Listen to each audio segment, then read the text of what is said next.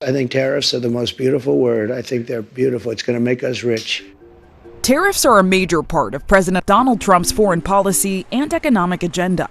We want fairness from other countries. We have not been treated fairly, and we're going to get fairness. Put simply, tariffs are a tax on goods from another country paid by the company importing them, usually to protect national industries or as a trade negotiation tool. Quick history lesson. In the U.S., tariffs started out steep. You can say there were three distinct periods of tariff history in the United States. It's from, say, 1790 to 1860, when tariffs were the main source of federal revenue. Something like 90% of all federal revenues was based on taxing imports. From the Civil War to the Great Depression of the 1930s, we had tariffs for protection.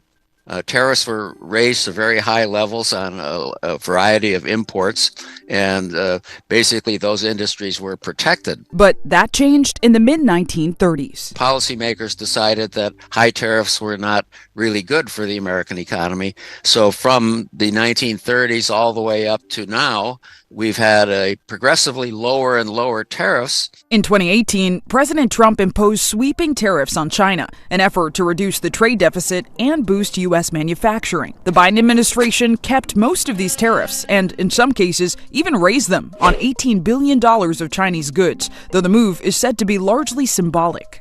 The 2018 tariffs do appear, as best economists can judge things, to have raised the price level by 1% to 2%. Larry Summers is former U.S. Treasury Secretary under Democratic President Bill Clinton. He says the tariffs were not effective. The evidence is that they made a small contribution to inflation. Tariffs tend to make the people in the countries who impose them poorer because they raise the price of what they buy, and that makes paychecks go less far.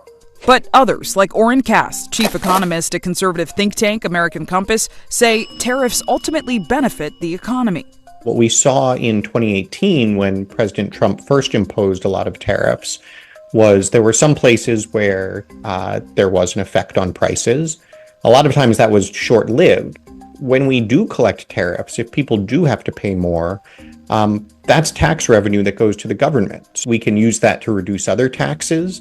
We can use that to reduce our deficit. We can use that to actually support the creation of more manufacturing here in the United States. While the efficacy of tariffs is still widely debated, their international reach is indisputable. After President Trump's tariffs on China in 2018, the country retaliated with tariffs of its own on U.S. goods. Now in 2025, Mexico is threatening to do the same after President Trump said he would impose strict tariffs on China, Mexico, and Canada. I think we may be in the midst of a sort of third big change in U.S. tariff policy. And that's Tariffs Simply Explained.